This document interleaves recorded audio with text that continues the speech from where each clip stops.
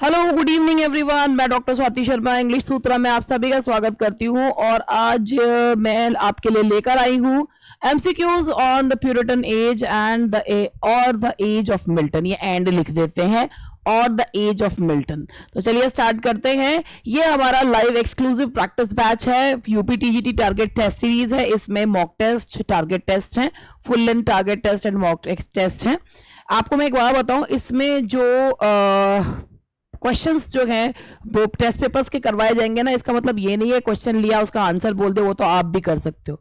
मैं आपको इसमें एक बात बताऊं, इसमें क्वेश्चंस के आंसर्स की एक्सप्लेनेशन, वोकैबुलरी के अगर 4 वर्ड्स दिए हैं तो 4 के 4 का एक्सप्लेनेशन, पैसेज को कैसे सॉल्व करें, ये सारी चीज भी बताई जाएगी। तभी इन प्रैक्टिस बैच का फायदा है, नहीं तो केवल मैं क्वेश्चन में पढ़ूं और आंसर साथ के साथ बता दूं, उसका कोई फायदा नहीं है। तो इसी तरीके से का हमने ये एक्सक्लूसिव प्रैक्टिस बैच आप लोगों के लिए लेकर आए। If you find it useful, you can buy it through our app and you can download the app from the Play Store. और ये इसके लिए आप इंग्लिश सूत्रा का ऐप डाउनलोड करें, एप्पल वाले क्लास प्लस का करें, और जो है ये 7895937338 पर आप इसकी जानकारी ले सकते हैं। ये हमारा लाइव पेड बैच है यूपीटीजीटी का। इसमें 5 बुक्स आती हैं आपके घर पर और रोज क्लासेस चलती हैं 2 घंटे। ये हमारा वीडियो बैच है यूपीटीजीटी का, पीजीटी का, यूपीटीजीटी का एंड यूपीटीजीटी पीजीटी कॉम्बो। एक बैच यूपी पीजीटी के लिए अलग बन रहा है, वीडियो बैच, जो सिर्फ पीजीटी के राइटर्स का होगा, ना ग्रामर होगी ना टीजीटी के राइटर्स होंगे, सिर्फ पीजीटी का जो है उसमें कंटेंट होगा। ऑब्वियसली प्राइस ड्रॉप भी होगा फिर उसमें। अभी हाल फिलहाल में जो हमने एक बैच जो है इसका वीडियो बैच का प्राइस ड्रॉप करा है DSSB का। DSSB की पीजीटी की डेट आ गई है और वो पेपर जो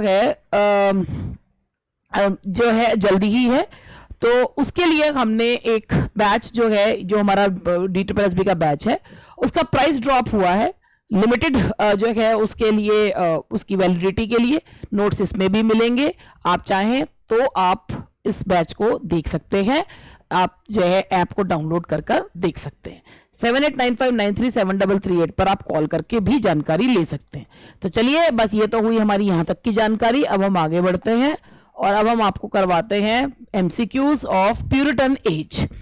तो चलिए स्टार्ट करते हैं कि Puritan age started in, Puritan age start कब हुई थी। तो चलिए बात करते हैं। 1603 से 1625 तक राजा रहे जेम्स फर्स्ट, क्वीन एलिजाबेथ की मृत्यु के बाद। 1625 से 1649 तक रहे चार्ल्स फर्स्ट, जो इनके बेटे थे। फिर 1649 से 1660 तक जो है वो कॉमनवेल्थ का रहा। 1660 से 1700 तक ये रहा रेस्टोरेशन, यानी कि चार्ल्स सेकंड आ गए, मोनार्की का रेस्टोरेशन हो गया। तो बेसिकली जो प्यूरिटन एज है वो तो 1625 या एज ऑफ मिल्टन से स्टार्ट होता है, लेकिन एलिजाबेथन एज के खत्म होने के बाद और लगातार कैरोलिन जो जैकोबियन एज थी, जो प्यूरिटन थे, उनका लगातार उनके प्रति जो है विद्रोह प्रदर्शन करने से, शुरू तो 1625 से हुई थी ये एज, लेकिन 1600 या 1625 तक ये माने तो इसका आंसर होगा सी। 1600 से 1625 होना चाहिए। Puritan age is also known as, चलो अब इसके बारे में बात करते हैं। Puritan age is also known as the age of, ये जो एज थी, इस एज में जो बेसिकली जो चीजों पर ध्यान दिया गया, रिलीजन पर। किस पर ध्यान दिया गया? रिलीजन पर। जो डेस्पोटिक रूल था किंग का, उसको आउस्ट करने पर, टू आउस्ट डेस्पोटिक रूल। ये एज में जो पोइट्री लिखी गई, लेस पोइट्री। तब इसमें, इस एज में, जो इस एज को रिप्रेजेंट करते हुए महानतम जो है वो राइटर थे, जिन्होंने one of the greatest epics में लिखा है, पैराडाइज लॉस्ट, जो इस एज को रिप्रेजेंट करते थे, वो कौन थे? That was age Milton. तो इस एज को एज ऑफ मिल्टन भी कहा जाता है। We can call the age of Milton age age of freedom and liberty, age of second renaissance, age of greater renaissance, all of these. तो मैं एक एक करके इन पॉइंट्स को आपको क्लियर करूं। सबसे पहले बात करते हैं, क्या इस एज को फ्रीडम ऑफ लिबर्टी ए की एज कही जा सकती है? जी हाँ, कही जा सकती है। अब आपके दिमाग में आएगा क्यों। एलिजाबेथन एज तक भी, रेनेसांस स्पिरिट आने के बावजूद भी डेस्पोटिक रूल था, ठीक है, जेम्स फर्स्ट के समय में भी था। जो ये प्यूरिटन्स थे, they were fighting against the despotic rule of the king. तो ये इसका मेन मोटो था, to get the freedom and liberty of common people. So that was the age of freedom and liberty. Second renaissance इसलिए कहा जाता है क्योंकि उसकी जो स्पिरिट थी, किसकी? क्लासिसिज्म की, जो रेनेसांस स्पिरिट थी, दैट वाज इम्बाइब्ड। लेकिन इसमें क्या चीज छोड़ी गई? इसमें जो लाइसेंशियसनेस थी रेनेसांस की, जो पेगनिज्म था, वो छोड़ दिया गया। ग्रेटर रेनेसांस इसलिए कहा जाता है because all these things got incorporated in the Puritanism. Puritan age में जो रिलीजन पे, मॉरलिटी पर, वर्चुअसनेस पर, इन पर ज्यादा जो है वो ध्यान दिया गया, अलॉन्ग विथ क्लासिकल लर्निंग। तो ये एज ऑफ ग्रेटर रेनेसांस भी है, इसीलिए ऑल ऑफ दीज। ठीक है जी। Now question number 4, in Puritan age renaissance elements appeared in dash then literature. Puritan age में जो रेनेसांस एलिमेंट्स थे, यानी कि humanism, revival of classical learning,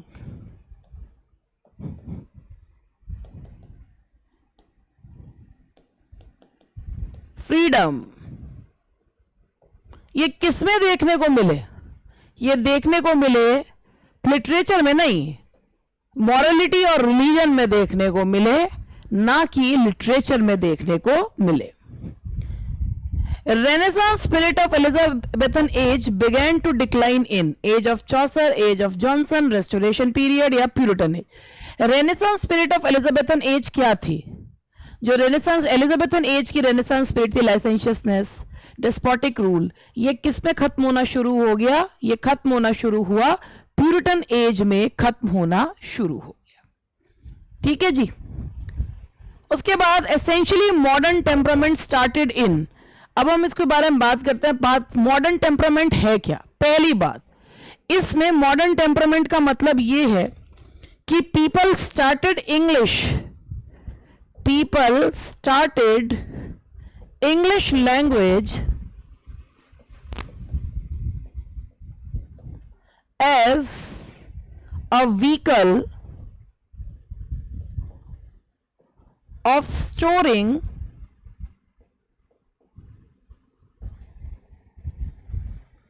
and conveying facts।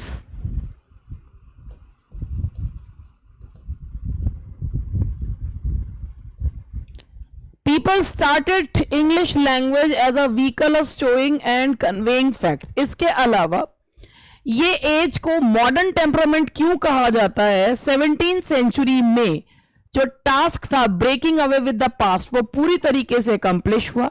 जो इसमें साइंटिफिक स्पिरिट है, इसको मॉडर्न टेम्परामेंट क्यों कहा जाता है?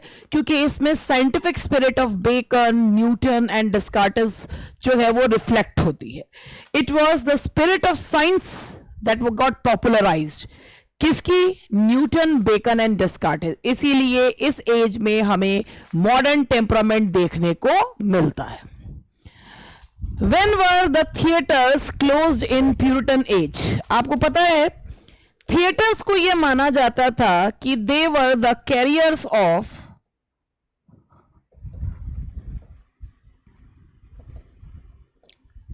impurity। किस चीज की impurity? Licentiousness, impurity of thoughts।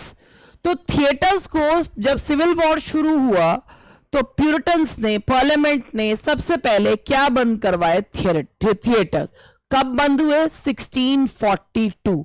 Theatres got closed इन 1642। तो थिएटर्स खुले कब? 1660 में। 1658 में क्रॉमवेल डाइड।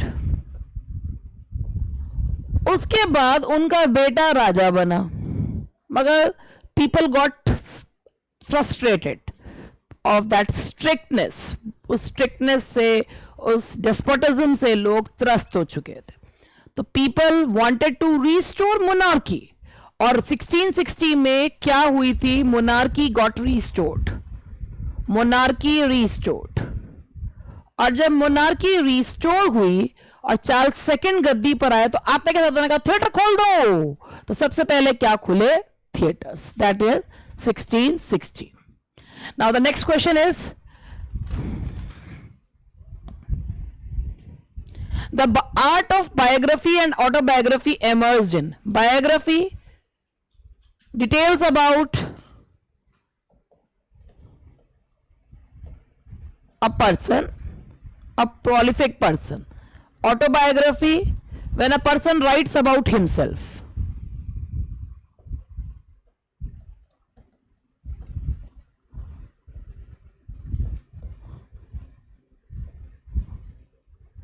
ठीक है। Art of biography and autobiography got emerge in 17th century. आपने जॉन बनियन का नाम सुना होगा। Art of biography and autobiography emerge हुई थी 17वीं सेंचुरी में, that is to say in the Puritan as.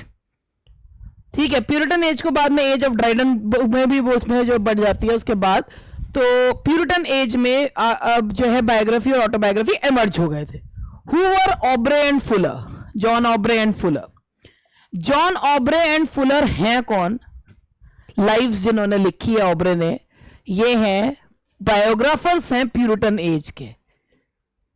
इन्होंने लिखी है लाइव्स। तो ये जो बायोग्राफर्स हैं कौन सी एज के बायोग्राफर्स हैं? They were the biographers of Puritan age. Whose journals were famous during Puritan age? Puritan age के दौरान Edmund Burke's, Robert, John Fox, both A and B, none of these.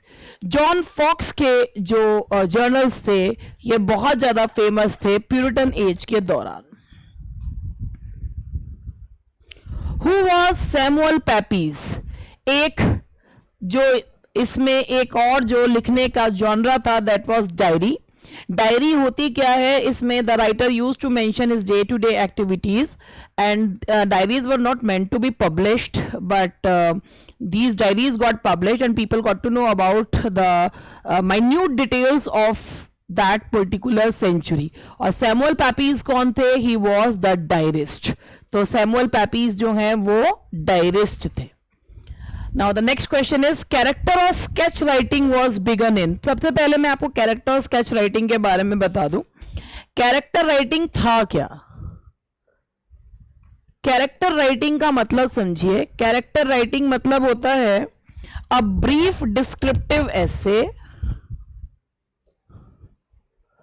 A brief descriptive essay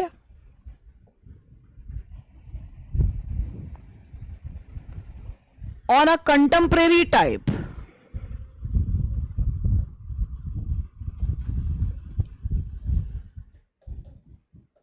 like a tobacco seller,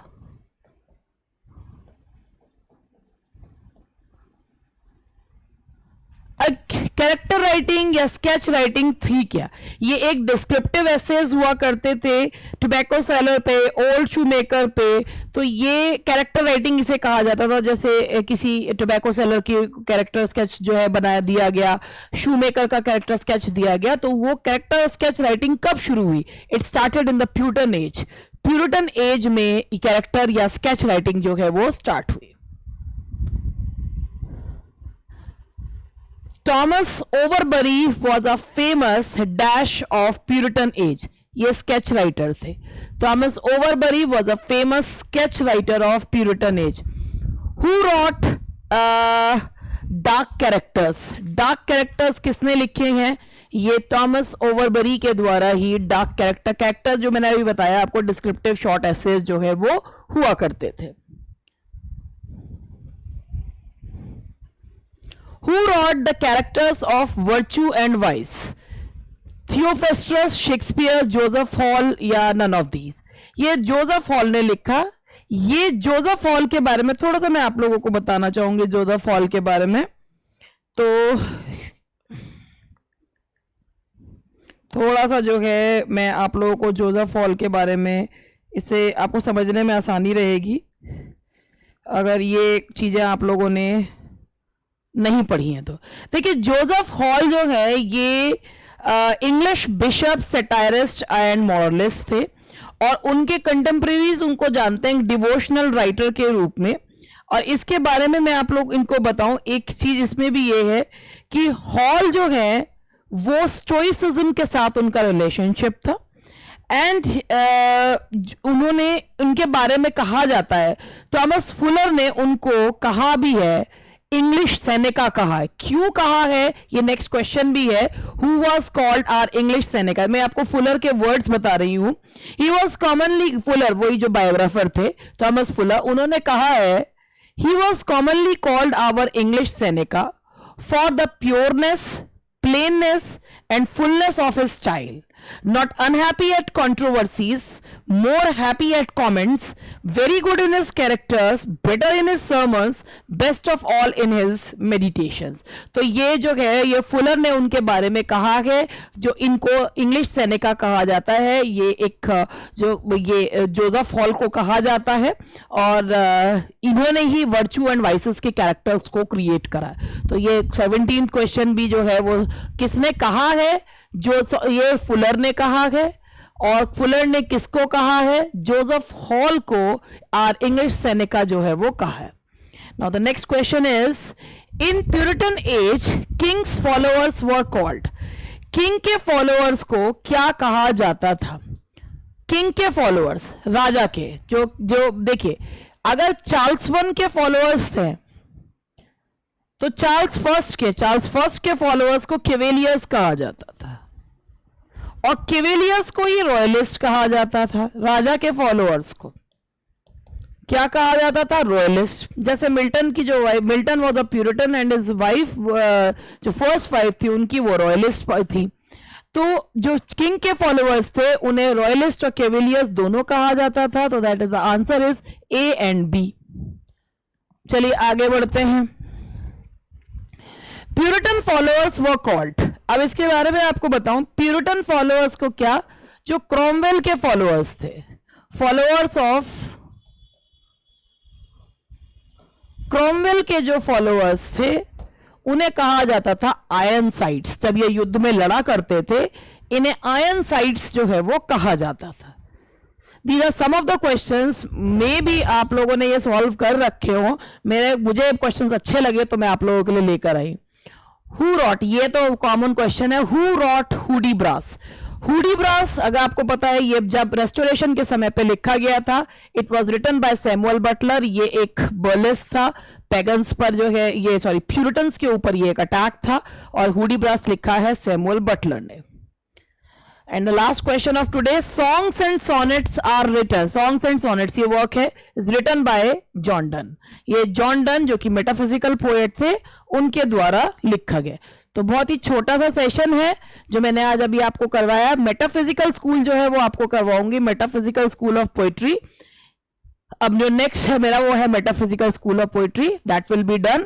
तो चलिए पढ़ते रहिए, अच्छा पढ़ते रहिए, और अपनी मंजिल को ध्यान में रखते हुए फोकस्ड रहिए। Bye bye.